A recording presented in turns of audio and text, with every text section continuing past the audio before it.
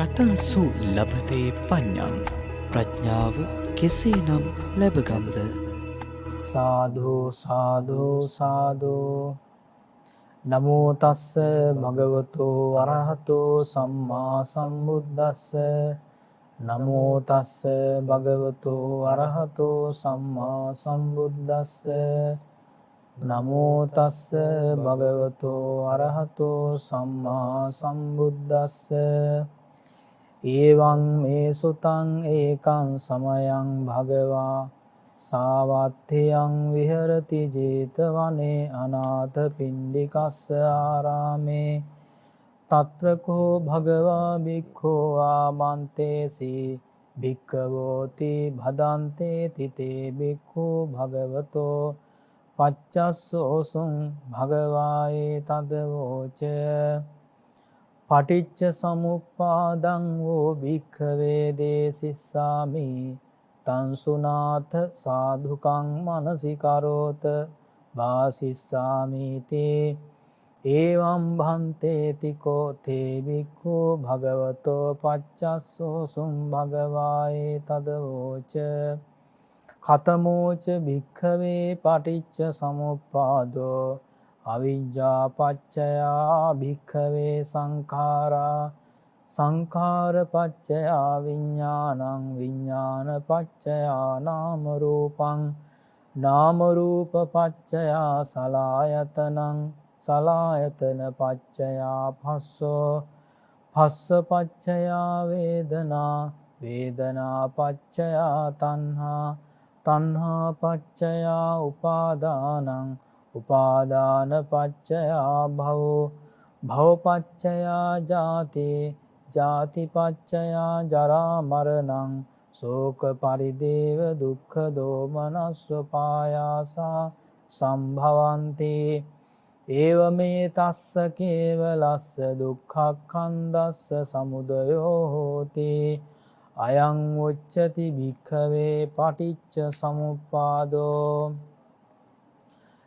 අවිජ්ජායත්තේව අශේෂ විරාග නිරෝධා සංඛාර නිරෝධෝ සංඛාර නිරෝධා විඥාන නිරෝධෝ විඥාන නිරෝධා නාම රූප නිරෝධෝ නාම රූප නිරෝධා සලආයතන නිරෝධෝ සලආයතන නිරෝධා පස්ස නිරෝධෝ පස්ස නිරෝධා වේදනා නිරෝධෝ වේදනා නිරෝධා තණ්හා නිරෝධෝ තණ්හා නිරෝධා උපාදාන නිරෝධෝ උපාදාන නිරෝධා භව නිරෝධෝ භව නිරෝධා ජාති නිරෝධා ජාති නිරෝධෝ ජාති නිරෝධා ජරා මරණං ශෝක පරිදේව දුක්ඛ දෝමනස්ස පායාසා නිරුද්ධಂತಿ ඒවමේ තස්ස කේවලස්ස දුක්ඛක්ඛන්දස්ස නිරෝධෝ හෝති ඉදම වෝච භගවා අත්තමනාතේ භික්ඛෝ භගවතෝ භාසිතං අභිනන්දුන්ති සාදු සාදු සාදු සාදු සාදු සාදු. පළමුවත් දෙවනුවත් තෙවනුවත් අප සැමගේ ශාස්ත්‍රූ නායකයාණන් වහන්සේ වූ දස බලධාරී ලෝක ශිවංකර අමාමෑණී බුදු පියාණන් වහන්සේට අප සැමගේ নমස්කාරය වේවා. සාදු සාදු සාදු. සදහවතුනි, මේ දිනවල ඊටාම වටිනා කියන සූත්‍ර දේශනාවක් අප සාකච්ඡා කරමින් ඉන්නේ. ගම්බීර ධර්මය දේශනා කොට වදාළ භාග්‍යවතුන් වහන්සේගේ ලෞතුරු ශ්‍රී සද්ධර්මස්කන්ධේ හරය සාරය පිහිටා තිබෙන පටිච්ච සමුප්පාද සූත්‍ර දේශනාව පිළිබඳව අපි කතිකා කරමින් ඉන්න කාලවකවානුවක් මේ කාලය. වස්සාන සමයේ මෙවැනි උදාරතර සූත්‍ර දේශනාවක් සාකච්ඡා කරන්නට ලැබීම බෞද්ධයන් විදිහට එවැනි සූත්‍ර දේශනාවක් ශ්‍රවණය කරමින් ඒ ධර්මය මෙනෙහි කරන්නට ලැබීම අප ලද භාග්‍යයක්. සදහවතුනි, ඒ අනුව සූත්‍ර පිටකයේහි සංයුක්ත නිකායේ දෙවන භාගයේ නිදාන වග්ගයේ අභිසමය සංයුක්තයේ බුද්ධ වග්ගයේ සඳහන් පටිච්ච සමුප්පාද සූත්‍ර දේශනාවෙහි අටුවා දේශනාව පිළිබඳවයි අප මේ දිනවල විග්‍රහ කරගනිමින් ඉන්නේ. ඉතින් වැඩි කල් වේලා නොගෙන ගෞරවනීය නායක ස්වාමින් වහන්සේ සජ්ජායනා කළ එම සූත්‍ර දේශනාවෙහි අටුවා දේශනාව අපි මෙතෙන් පටන් එදා සාකච්ඡා කළ අර්ධයෙන් ඉතිරි අර්ධය අපි කතිකා කරන්නට බලාපොරොත්තු වෙන්නේ. අප සැම කෙරෙහි මෙත් සිතින් කරුණාවෙන් යුක්තව එම සූත්‍ර දේශනාවේ අටුවා දේශනාවේ ඉතිරි කොටස පසක් කර දෙන්නට ගෞරවනීය නායක ස්වාමින් වහන්සේට নমස්කාර පූර්වකව ආරාධනා කරනවා. අවසරයි නායක ස්වාමින් වහන්සේ. ගෞරවනීය පූජනීය මහා සංඝරත්නයන් අවසරයි වාසනාවන්ත පින්තුනි. අපි ගියවර සාකච්ඡාවේදී පටිච්චසමුප්පාද සූත්‍ර දේශනාවෙහි නිධානය පිළිබඳව සාකච්ඡා කළා. නිධානයේ කොටසක්. එතකොට අපි කතා කළා භාග්‍යතුන් වහන්සේ ඇයි භික්ෂුන් වහන්සේලා ආරම්භයාව මේ සූත්‍ර දේශනාව දේශනා කරන්න හේතුව කියලා. එහිදී අපිට මුණ ගැහුණා අධ්‍යාසයන් බලාපොරොත්තු 4ක් භාග්‍යතුන් වහන්සේට තියෙනවා. ඒ බලාපොරොත්තු වලින් බලාපොරොත්තු 4න් පරජ්‍යහාසය කියලා කියන අන් අයගේ බලාපොරොත්තු ඉෂ්ට කිරීම නිසා වෙන් තමයි භාග්‍යතුන් වහන්සේ මේ සූත්‍ර දේශනාව දේශනා කරලා තියෙන්නේ. ඒ වගේම තමයි භික්ෂුන් වහන්සේලා ආරම්භය දේශනා කිරීමේදී පුද්ගලයන් 4 දෙනාගෙන් උග්ගටිතඥ කියලා කියන පුද්ගලයන් ආරම්භය තමයි මේ දේශනාව කළා තියෙන්නේ. ඒ කියන්නේ වහාම ධර්මය අවබෝධ කරගන්නට සුදුසු සහ දක්ෂ ඥානවන්ත ප්‍රඥාවන්ත පිරිසක් ආරම්භය තමයි මේ දේශනාව දේශනා කළ තියෙන්නේ. ඒ වගේම තමයි ඒ දේශනාව එහෙම දේශනා කරනකොට බුදුරජාණන් වහන්සේ අපිට මුණ ගැහුනේ නෑ මේ පටිච්චසමුපාදයේ ඇතුලේ සතර සතිපට්ඨානයේ කොටසක්. නේද? සතර සතිපට්ඨානයේ කොටසක් අපිට මුණ ගැහුනේ නෑ. නමුත් අටුවා දේශනාව විස්තර කරනකොට සඳහන් වෙනවා මේ පටිච්චසමුපාදයේ ඇතුලේ තියෙන්නේ සතර සතිපට්ඨානයම තමයි කියන එක. සතර සතිපට්ඨානයේ වඩමින් වැඩ ඉන්න භික්ෂුන් වහන්සේලා තමයි මේ පටිච්චසමුපාද ධර්මය කමඨහනක් බවට පත් කරගෙන තියෙන්නේ. අනේ කාරණාවත් ඊටම වැදගත් වෙනවා. එතනින් එහාට ගියාම විශේෂයෙන්ම සීලය සහ දිට්ඨිය එතකොට සප්ත විසුද්ධිය කියලා කියනවා. ඒතර සීල විසුද්ධිය, දිට්ඨි විසුද්ධිය ආදි වශයෙන් මේ දෘෂ්ටීන් එහෙම නැත්නම් විසුද්ධීන් පිරිසුදු කර ගැනීම වශයෙන් ප්‍රධාන වශයෙන්ම සීල විසුද්ධිය සහ දිට්ඨි විසුද්ධිය පිරිසුදු කරගත්ත උතුමන් වහන්සේලා උදෙසා තමයි මේ දේශනාව සිද්ධ කළා තියෙන්නේ.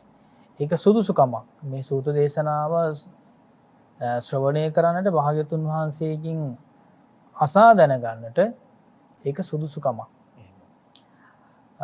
එතෙන් සිට අපි බලමු අද අපි සාකච්ඡා කරන්නේ තවත් කොටසක්. මේ විදිහට අටුවාවේ සඳහන් වෙනවා මේ 500ක් භික්ෂුන් වහන්සේලා මනමින් පිරිසුදු කළ රන් හා සමාන මනමින් පිරිමදින ලද මණික් හඳක් හා සමාන වූ పూర్ව භාග ප්‍රතිපදාව මනමින් පුරුදු කර පිරිසුදු කර සිටියහ. එතකොට పూర్ව භාග ප්‍රතිපදාව පිරිසුදු කරගෙන හිටපු පිරිසක් තමයි මේ පිරිස. හරියට උපමාවක් වශයෙන් සඳහන් වෙන්නේ අති පිරිසුදු කරපු රන්හා සමානයි කියලා.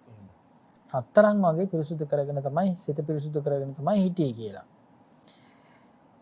එනමුත් ඔව්හු ලෝකෝත්තර මාර්ගයට නොපෙමිනියාහුමය. ලෝකෝත්තර සුවය අවබෝධ කරගෙන හිටියේ නැහැ. නේද? සිත පිරිසිදු කරගෙන හිටියා. නමුත් ලෝකෝත්තර සුවය අවබෝධ කරගෙන හිටියේ නැහැ. උන්වහන්සේලා ඒ ලෝකෝත්තර මාර්ගයට පැමිණවීම පිණිස ශාස්ත්‍රඥ වහන්සේ ඔවුන්ගේ අදහස් අනුව මෙම සූත්‍ර දේශනාව ආරම්භ වූසේක. ඔන්න දැන් සූත්‍ර දේශනාව ආරම්භ කරනවා. එහිදී පටිච්ච සමුප්පාදං යනු පටිච්ච සමුප්පාදයයි. පටිච්ච සමුප්පාදේ වනාහි අන්‍යෝන්‍ය හේතුඵල ධර්මයන් නිසා උපදින ධර්ම වශයෙන් ප්‍රතීත්‍ය සමුප්පාදයයි කියනු ලැබේ. එතකොට හේතු ඵල ධර්මයේ පටිච්චසමුප්පාදය කියලා කියන්නේ එහෙමයි.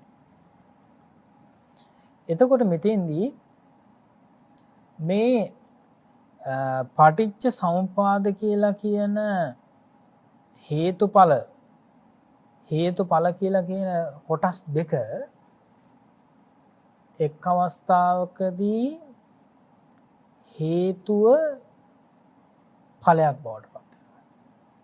තවත් අවස්ථාවකදී ඵලයේ හේතුවක් බවට පත් වෙනවා. නේද? ඒක තමයි අන්‍යෝන්‍ය වශයෙන් හේතුඵල වර්ෂයෙන් ක්‍රියා කරනවා කියලා කියන්නේ මෙතන. අන්නේ ආකාරයෙන් බුදුරජාණන් දේශනා කළා විස්තර වශයෙන් දැනගනු කැමති නම් විසුද්ධි මාර්ගයේ බැලිය යුතුයි. විසුද්ධි මාර්ගයේ විස්තරව තියෙනවා. මෙතෙන් සඳහන් වුණා වෝ යනු මේ වෝ શબ્දය පඨම ဒုတိ ය කරණ චතුර්ථි චට්ටි යන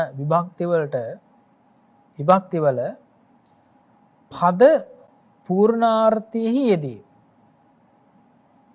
දැන් මෙතන මේ වෝ කියලා සඳහන් වෙච්ච මේ අක්ෂරයට මෙන්න නැත්තම් හේතුව තමයි බුදුරජාණන් වහන්සේ මේ දේශනා කළා තියෙන්නේ. ඒ කියන්නේ බුදුරජාණන් වහන්සේ අර්ථ ධම්ම නිරුත්ති පටිභාන කියලා කියන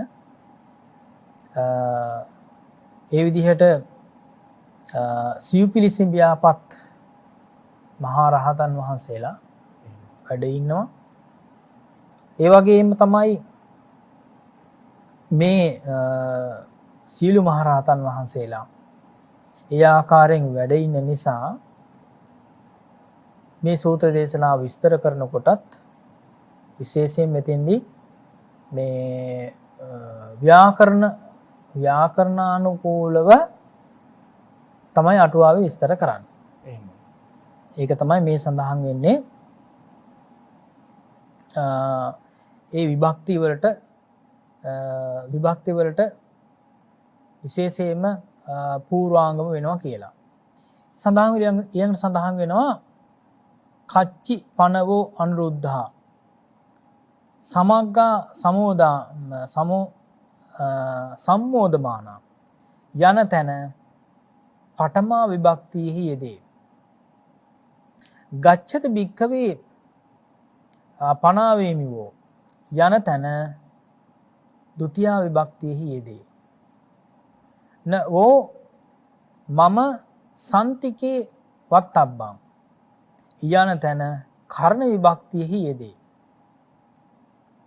වනපත්ත පරියායං වූ භික්ඛවේ දේසිස්සාමි යන තැන චතුත්ථ විභක්තියෙහි යෙදේ. සබ්බේ සංඝෝ සාරිපුත්තා සුභාසිතං යන තැන්හි චට්ටි විභක්තියෙහි යෙදෙහි. යෙහි වෝ අරියා පරිසුද්ධ කම්මත්තා යන තැන පද පූර්ණාර්ථයෙහි යෙදී ඇත. මෙම සූත්‍රයේ වෝ ශබ්දය චතුර්ථි විභක්ති අර්ථයේ යෙදී ඇතැයි දත යුතුය. භික්ඛවේ යනු කීකරු භාවයෙන් අභිමුඛ වූ භික්ෂූහු නැවත ඇමතීමයි. ඊළඟ සඳහන් වෙනවා ආලපන විභක්ති වචනයකි. ඒ කියන්නේ භික්කවේ කියලා කියන වචනය. ඊළඟට දේසිස්සාමි යනු දේශනා කරන බව දැනුම් දීමයි. ඔන්න දැන් දේශනා කරන්න සූදානම් වෙනවා කියලා තමයි වාක්‍යතුන් වහන්සේ දේසිස්සාමි කියලා කියන්නේ. දේශනා කරමි කියලා කියන එක. දෙසන්නේමි. තං සුනාත යනු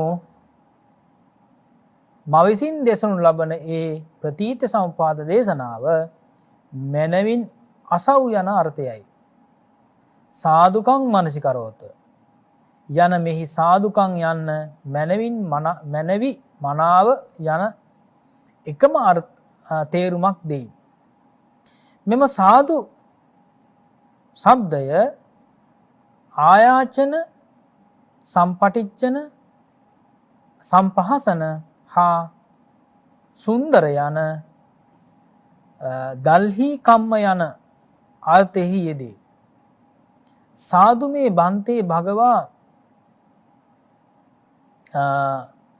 සංචිත්තේන ධම්මන් දේශේතු යනාදී තැන්වල ආයාචනයේ දිස්වේ. සාදු බන්තේතිකෝතේ සෝ බික්ඛු භගවතෝ භාසිතං අභිනන්දිත්වා අනුමෝදිත්වා යනාදීෙහි සම්පටිච්ඡන අර්ථෙහි යෙදී.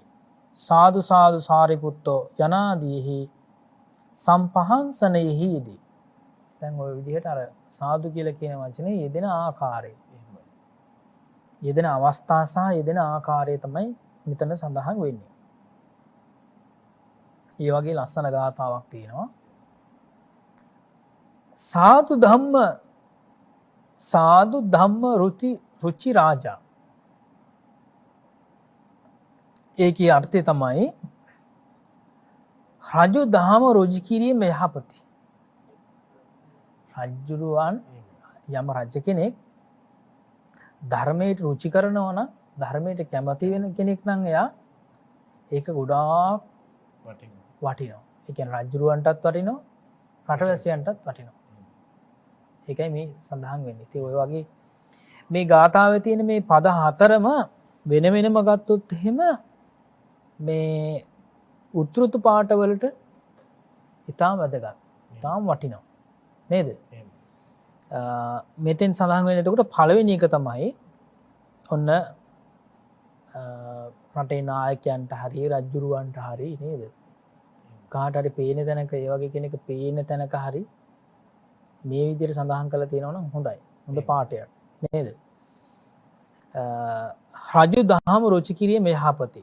සාදු ධම්ම රුචි රාජා. තවත් වචනයක් සඳහන්, තවත් තැනක් තියෙනවා. සාදු පඤ්ඤානවා නරෝ. සාදු පඤ්ඤානවා නරෝ. ඒකත් හරි ලස්සන වචනයක්. ප්‍රඥාවන්ත මිනිසා යහපති. ප්‍රඥාවන්ත මිනිසා යහපති. ප්‍රඥාවන්ත කෙනෙක් ඉන්නවා නම් ඒ ප්‍රඥාවන්තයටත් වටිනවා. ප්‍රඥාවන්තයෙක් ඉන්නවා නම් ඒ ඇසුරු කරන අයටත් ප්‍රඥාවන්තයා වටිනවා. නේද? අන්න ඒකයි ඒකේ තේරුම. සාදු කියලා කියන වචනේ යෙදෙන අවස්ථා හතරක් තමයි මේ කියන්නේ. ඊළඟ තවත් තුන්වෙනි පදයෙන් කියවෙනවා සාදු මිත්තාන මද්දුබ්බෝ කියලා වචනයක්. එතන සඳහන් වෙන්නේ මිතුරන්ට ද්වේෂ නොකිරීම යහපති. දැන් මිතුරු වේසෙන් ඉඳලා මිතුරන්ට ද්වේෂ කරනවානේ. එහෙමයි. ගොඩාක්ම ද්වේෂ කරන්නේ මිතුරුන්ටනේ. එහෙමයි. නේද? මිතුරු වේසෙන් ඉඳලානේ මිතුරන්ට ද්වේෂ කරන්නේ. අන්න ඒ නිසා මෙතෙන්දී ගාථාවේ සඳහන් වෙනවා මිතුරන්ට ද්වේෂ කිරීම, ද්වේෂ නොකිරීම යහපත කියලා. එතකොට මේ මිත්‍රයාටත් ඒක යහපතක්. ඒ මිත්‍රය ආශ්‍රය කරන අනෙකොත් සහවාසික මේ කල්යාණ මිත්‍ර හැමදෙනාටම ඒක මහා යහපතක් බවට පත් වෙනවා. එතකොට විශේෂයෙන්ම මේ අනිත් අයට අනිත් අය කෙරෙහි අන් අය කෙරෙහි දක්වන මිත්‍රශීලී බවින් යුක්ත නම් ඒ කිසිම මිත්‍රයෙකුට වෛර කරන්න එපා කියලා කියනවා. ද්වේෂ කරන්න එපා කියලා කියනවා. නේද? දැන් මිතුරා දැන් ඔන්න එතකොට එතෙන්ද කියන්නේ මේ වරද්දා ගන්න තැනක් නෙමේක. ඒ කියන්නේ මිත්‍රයන් වුණාම තරහ බහුල වෙනවා. මොකද බැඳීම් වැඩිනේ. නේද? එතකොට කොයි වෙලාවෙත් මිත්‍රයන්ට මොන හරි දෙයක් උපදේශයක් දෙන්න ගියාම ටිකක් සැරෙන් කියන බව තමයි කියන්නේ. නේද? එතකොට කියනවා මාත් එක්ක ඉතින් අමනාප වෙන්නේ නැහනේ. නේද? කොච්චර බැන්නත් මාත් එක්ක තරහ වෙන්නේ නැහනේ. කියලා කියන හැබැයි බණිනක වැරදි. දැන් බණිනක වැරදි කියලා කියන්නේ නේද? අන්න ඒක ඊටම වැදගත් වෙනවා. තවත් එකක් තමයි මිත්‍රයන් හා දැන් මෙතෙන්දි සඳහන් වෙන ඒ වෛර නොකිරීම කියලා කියන එකටම අනිත් අයට මේ අනිත් අයගේ යහපත දැකලා ඒ අයට ආශිර්වාද කිරීම ඉතාම වැදගත් වෙනවා. නේද? ඒ අයට ආශිර්වාද කිරීම ඉතාම වැදගත් වෙනවා. ඒ වගේම මෙතන හතරවෙනි ඒ ගාථාවේ හතරවෙනි පදයෙන් කියවන තවත් ලස්සන එකක්. ඒක තමයි පාපස්ස අකරණං සුඛං. මොන තවත් හොඳ මේ මාතෘකාවක්. පාපස්ස අකරණං සුඛං. පව් නොකිරීම යහපත. පව් නොකිරීමෙන් සැප ලැබේ. පාපස්ස අකරණං සුඛං. නේද? එතකොට දැන් සඳහන් වෙන්නේ අකරණං සුඛං කියලා. එතකොට පව් නොකිරීමෙන් සැප ලැබේ. එතකොට දුක් ලැබෙන්නේ පව් කිරීමෙන් පව් නොකිරීමෙන් සැප ලැබෙනවා කියලා කියන එක තමයි මෙතන දේශනා කරන්නේ මේ ගාථා. හරිම ලස්සන ගාථාවක්.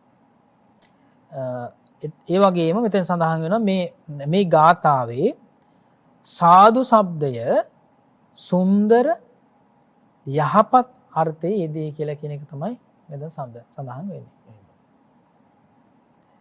තේහි බ්‍රාහ්මන සාදුකං සුනාහි යනාදී සාදුක ශබ්දයම දල්හි කම්මයෙහිත් අනකිරීමෙහිත් යෙදී ඇත. එතකොට මෙතන සඳහන් වෙනවා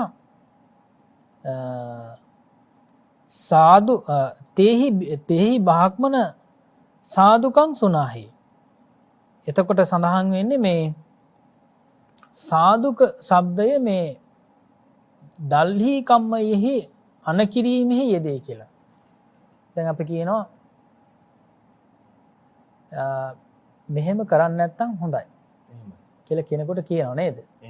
එතන අනකිරීමක් කරනකොටත් කියනවා මෙහෙම කරන්නේ නැත්නම් හොඳයි. මෙහෙම නොකිරීම හොඳයි කියලා අපි කෙනෙකුට කියනවා. නේද? ඒක ඊටාම මේ අනකිරීමට භාවිතා කරන ලස්සන වචනයක්. එතකොට කෙනෙකුට අන කරන්න ගියාම තරහ ඇති වෙනවනේ. ඒකට අපි කියන්නේ මෙහෙම කරන්නේ නැත්නම් හොඳයි කියලා කියනවා. මෙම සූත්‍රයේද සාදුක ශබ්දය දල්හි කම්මයෙහි අනකිරීමෙහි යෙදී ඇති බව දත යුතුය. සුන්දර අර්ථයෙහි ගැනීමද සුදුසුය. ඊළඟට දල්හි කරණාර්ථයේ මනාව සිතටගෙන දැඩිව මේ ධර්මය අසව්.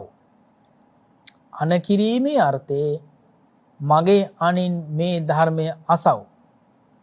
සුන්දරාර්ථයෙහි මේ සුන්දර වූ යහපත් වූ ධර්මය අසව්. මේ දක්වන ලද්දේ වේ. ඊතර බුදුරජාණන් වහන්සේ සාදුකං කියලා කියන්නේ ඒකයි. සාදුකං මනසිකරෝත කියලා කියන්නේ. මනස හොඳට යොදන්න කියලා කියන එකයි කියන්නේ. මනාව හිත යොදන්න කියලා කියනවා. මනසිකරෝත යනු ආවර්ජනය කරව. සිත එක්තැන් කරව යන අර්ථයයි. ඊළඟට නොවිසිරුණු සිත් ඇතිව අසව. සිතේ තබා ගනිව් යන අදහසයි. දැන් මෙහි තංසුනාත යනු සෝතීන්ද්‍රියෙහි අවුල් බව කලබල බව දුරු කිරීමකි. දැන් මේ හැම සිංහල වචනයකටම සහන් තියෙන පාලි වචනයක්. දැන් ඇත්තටම මේ සිංහල අටුවාවනේ. දැන් පාලි අටුවාවේ මේ හැම වචනයකටම පාලි වචනයක් තියෙනවනේ. නේද? ඒකට පාලි වචන කොච්චර භාවිතා වෙනවද සමාන වචන? නේද? සමාන වචන කොච්චර භාවිතා වෙනවද? දැන් ඇත්තටම තවත් ගොඩක් මේ ලස්සන නැති භාෂා තියෙනවනේ. සුන්දර නැති භාෂා, කටෝර භාෂා තියෙනවනේ. ඒ භාෂාවල මේ සමාන වචන ගොඩාක් අඩුයි. ඒ ඉංග්‍රීසි භාෂාවෙත් එහෙමයි. සමාන වචන ගොඩාක් අඩුයි. එතකොට ඒ නිසා තමයි එකම වචනේ තමයි හැම වෙලාවම ගොඩාක් ඇහෙන එකම වචනේ. ප්‍රවෘත්තියක් ඇහුවත් නේද? ආමන්ත්‍රණය කරත් මොනවා හරි විස්තරයක් කිව්වත් එකම වචන ටික තමයි ඇහෙන්නේ. නමුත් මේ පාලි සිංහල භාෂාවල සමාන වචන ගොඩාක් යෙදෙනවා. ඒක භාෂාවේ සුන්දරත්වයට මේ ඊටම වැදගත් දෙයක්. ඊළඟට සඳහන් වෙනවා මේ විදිහට තංසුනාත යනු සෝතීන්ද්‍රිය අවුල් බව කලබල බව දුරු කිරීමකි. සාදුකං මනසිකරෝත යනුවෙන් සිහිපත් කිරීමෙහි දැඩිව යෙදීමෙන්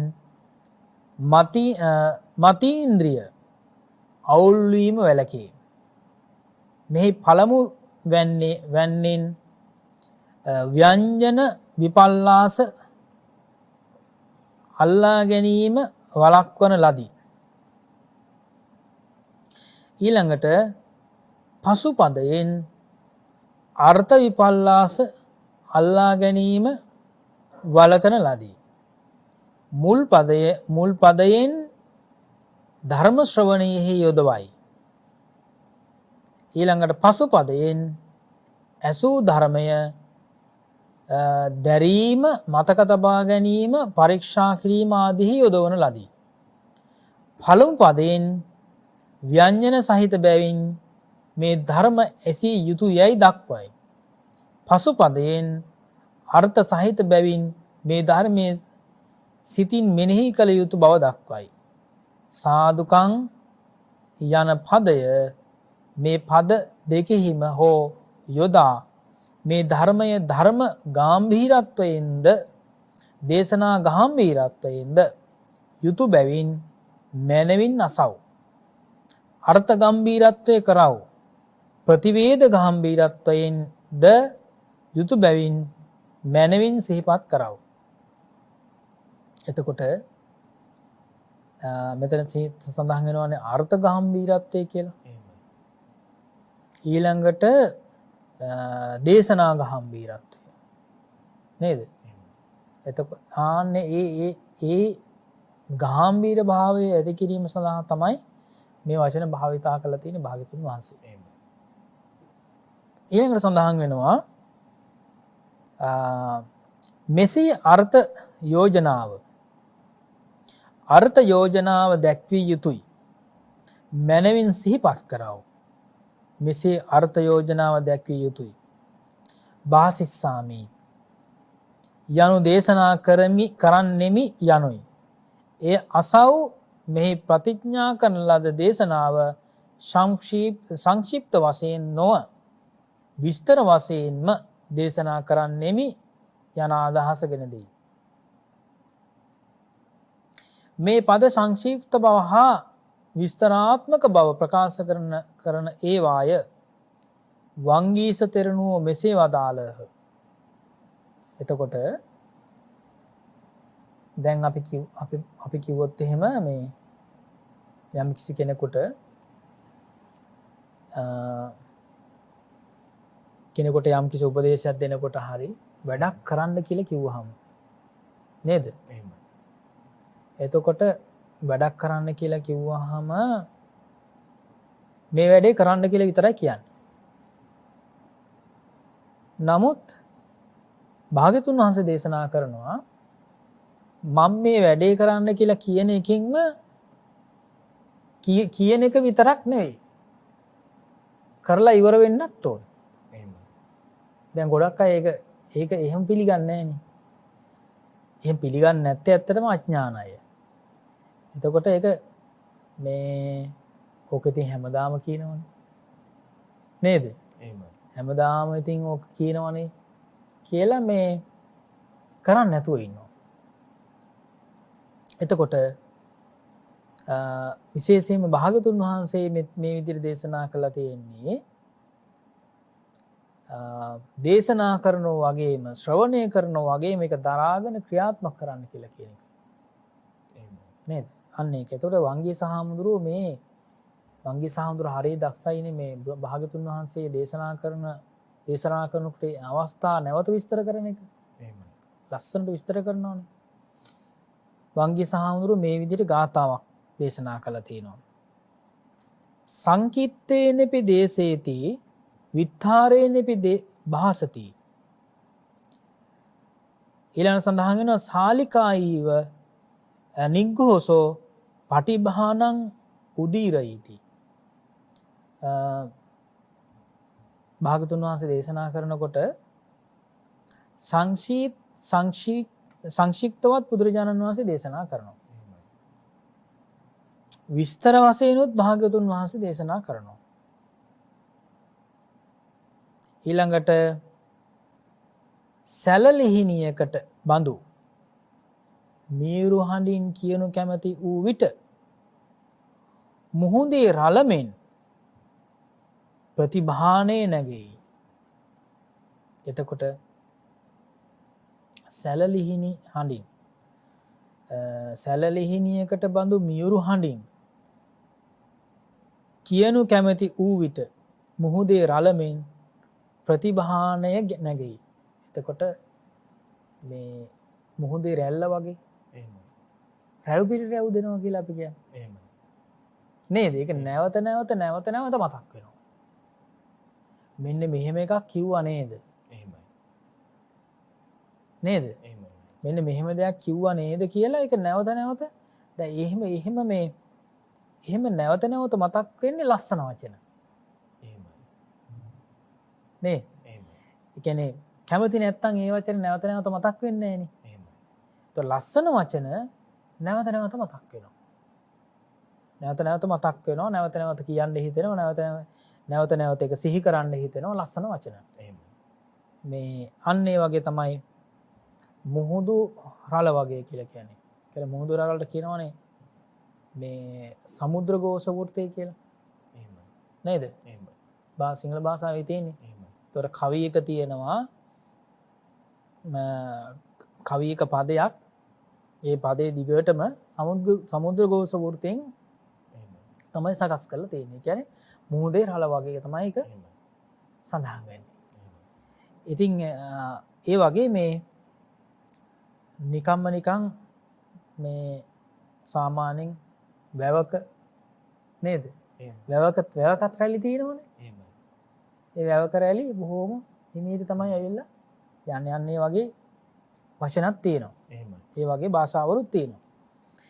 මෙසේ වදාළ විට ශ්‍රාවක භික්ෂූහු උත්සාහවන්ත වූවාහු. ඔන්න දැන් ගොඩාක් උත්සාහවන්ත වෙන එහෙම භාග්‍යවතුන් වහන්සේ දේශනා කරනකොට. ඒවම් බන්තේති චෝතේ භික්ඛු භගවතෝ පච්චස්සෝසුම්. එතකොට ශාස්ත්‍රඥ වහන්සේගේ වචනය මැනවින් පිළිගත්තහ. ඒවම් බන්තේ තිකෝතේ භික්ඛු භගවතෝ භාසිතං අභිනන්දන්ති. එතකොට මැනවින් බාරගත්තා කියලා කියනවා.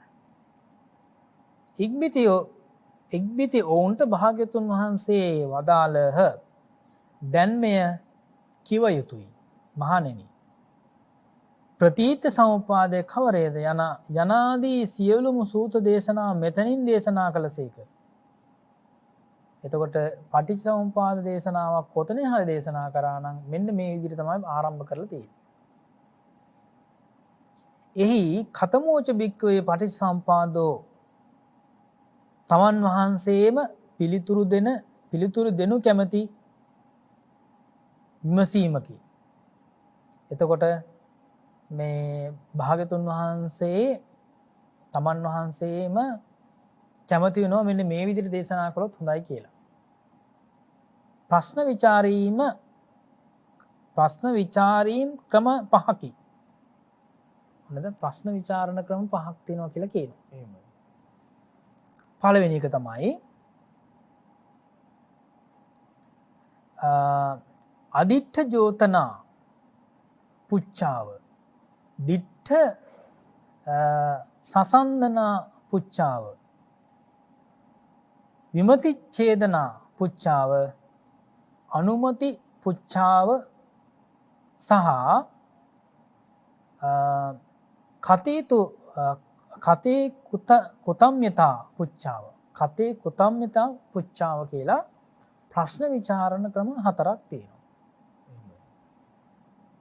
ඔවුන්ගේ නානාවිධ භාවයයි. ඒතර පුච්චා කියලා කියන්නේ ප්‍රශ්න විසඳනවා කියලා කියන එකනේ. පුච්චා කියලා කියන්නේ ඒකයි. ඒතර ප්‍රශ්න විසඳීම් 4ක් තියෙනවා. ප්‍රශ්න විමසීම්. ඒතර පළවෙනි එක තමයි අදිට්ඨ ජෝතන පුච්චාව. ඒක මොකද්ද?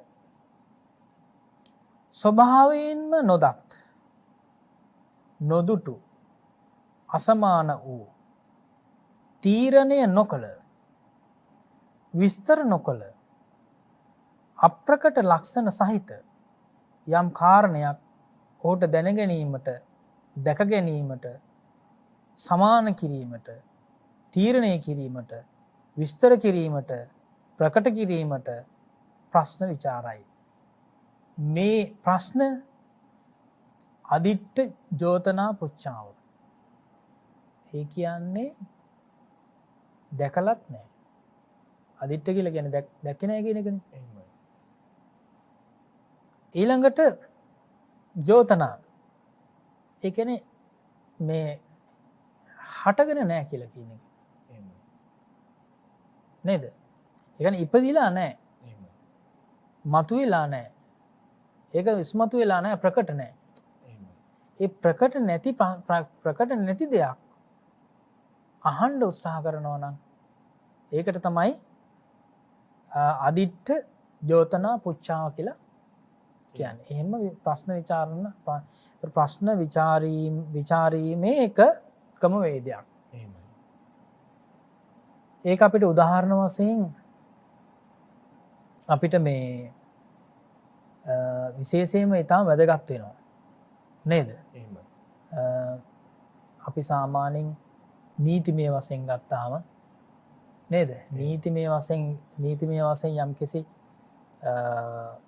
විදිහකින් මේ කෙනෙක් වර්ධිකාරයෙක් වෙලා නැත්තම් නීතිමය වශයෙන් ඒකට ආවරණයක් තියෙනවා. ඒ ගැන බැරි විස්තර ප්‍රකාශ කරන්න බෑ. නේද?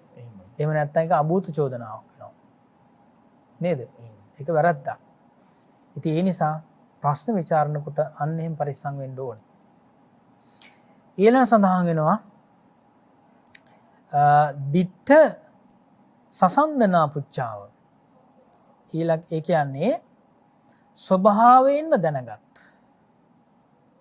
දැකගත් සමාන කළ තීරණය කළ විස්තර කළ හා ප්‍රකට වූ ලක්ෂණ සහිත කාරණයක් අනෙකුත් පඬිවරුන්ගේ දර්ශන සමග සැසඳීම සඳහා ප්‍රශ්න විචාරයි.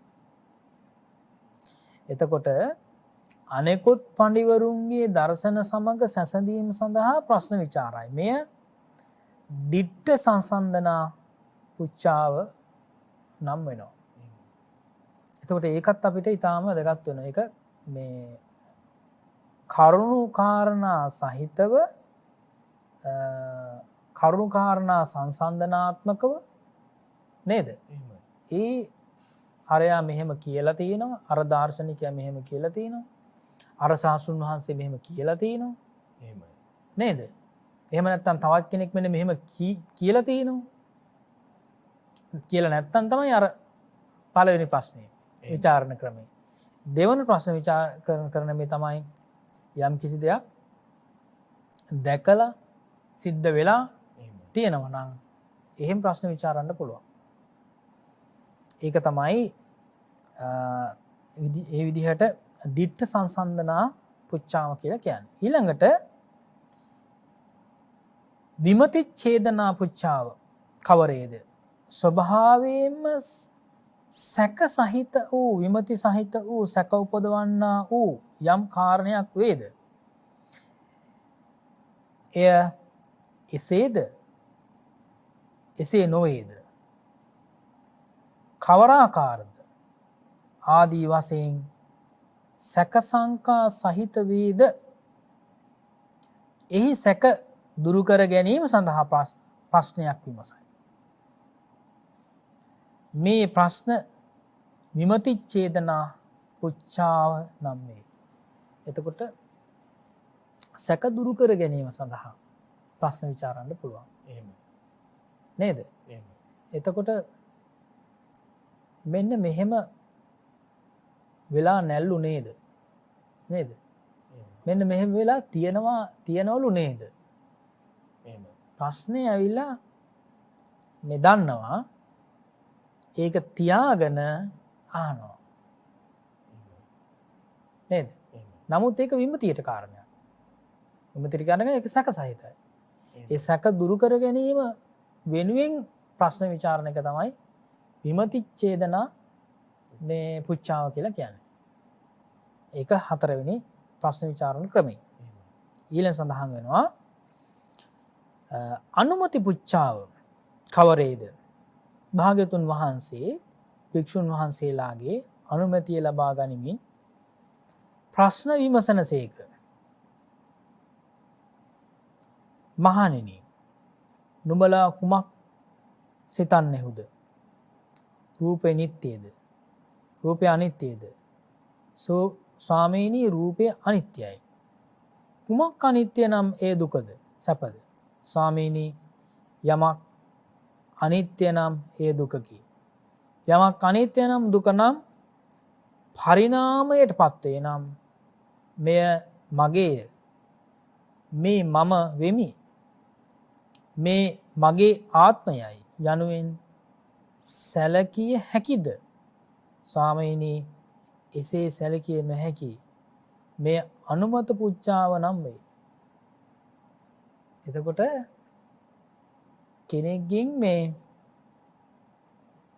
කෙනෙක්ගෙන් අනුමතිය ලබාගෙන තමයි අපි ප්‍රශ්න අහන්නේ. ඒකත් එක ක්‍රමයක් නේ ප්‍රශ්න විසඳන ක්‍රමයක්. නේද? ඒක භාග්‍යතුන් වහන්සේත් අනුගමනය කරලා තියෙනවා. ඊළඟට මෙතන සඳහන් වෙනවා කතේතු කම්්‍යතා පුච්චාව. ඒ කියන්නේ භාග්‍යතුන් වහන්සේ භික්ෂුන් වහන්සේට ධර්ම කාරණයක් විග්‍රහ කරනු කැමැතිව ප්‍රශ්න විමසනසේක. මහණෙනි, මෙහි සතිපට්ඨාන ධර්ම සතරකි. කවර සතරක්ද යනුවෙනි. මෙය කතේතු කම්්‍යතා පුච්චාව කියලා සඳහන් වෙනවා.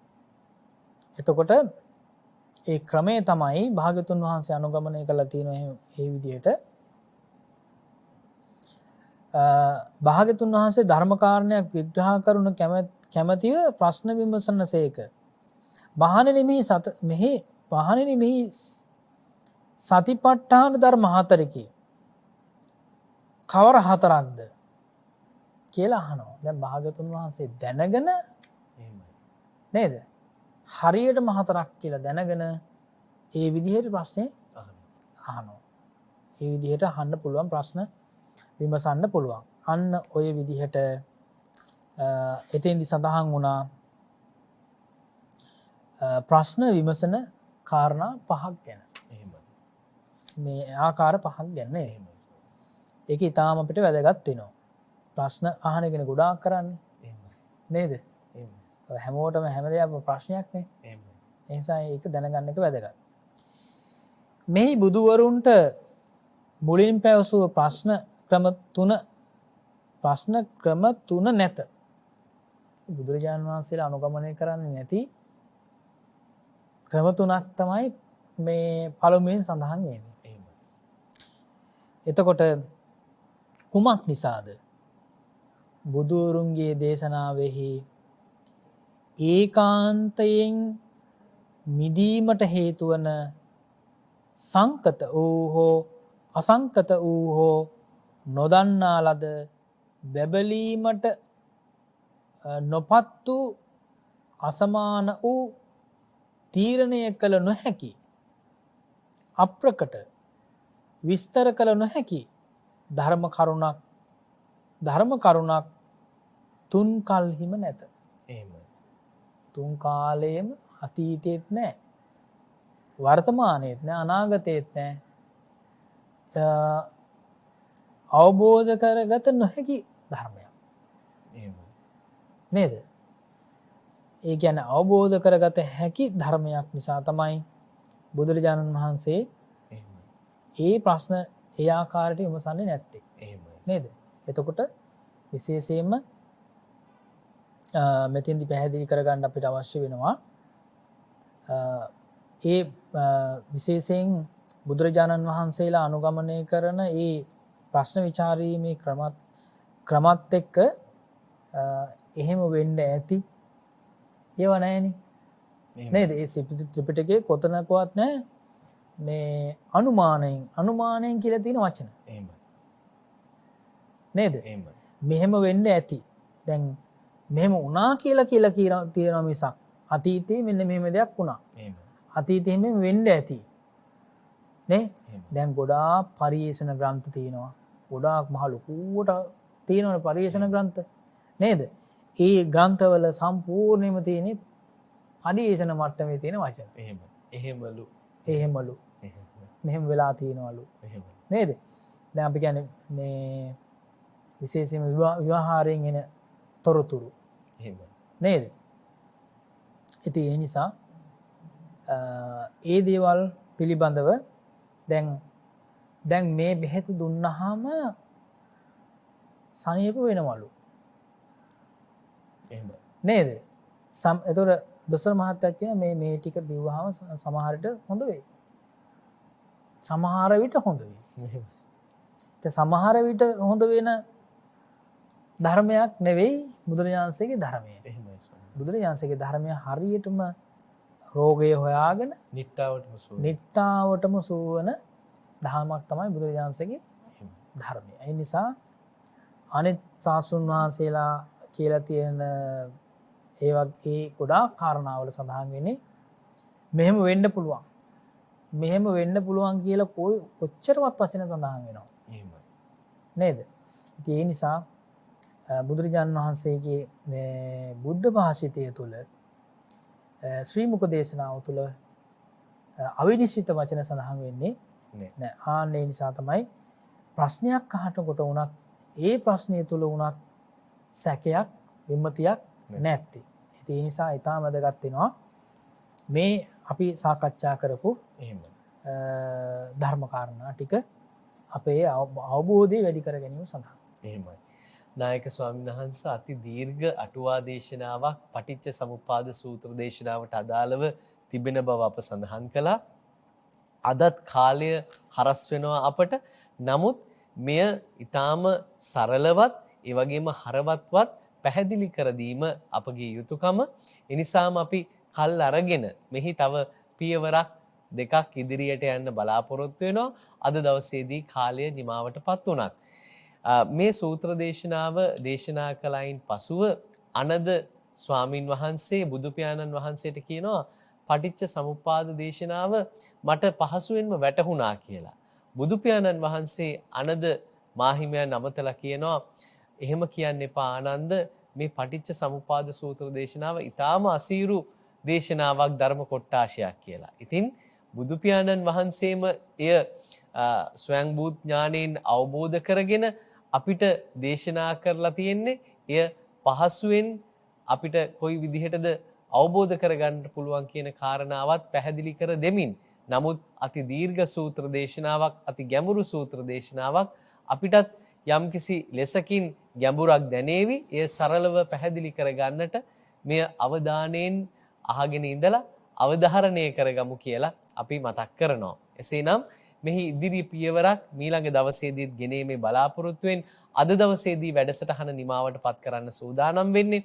මේ අරුත් සපිරි ධර්ම කොටාශයන් මේ විදිහට පැහැදිලි කරලා දෙන්න කතන්සු ලබතේ පඤ්ඤං වැඩසටහන මෙහෙයවමින්ද බෞද්ධ නාලිකාවේ පැය 24ක කාල රාමුව තුල දිවෙන මේ ලෞතුරු ශ්‍රී සද්ධර්මය, නිර්මල නිකැලැල් ශ්‍රී සද්ධර්මය ජනගත කරන්න, ලෝකයා වෙත ගෙන යන්න වර්තමානයේදී නායකත්වයේ ලබා දෙමින්ද ක්‍රියා කරන කොළඹ 7 ආර්.ජී. සේනානායක මාවතේ ශ්‍රී සම්බෝධි විහාරාධීශ්වර බෞද්ධ මාධ්‍යාලයේහි ගරු සභාපති ධුරීන අවසරයි අපට නම සිහිපත් කරන්නට.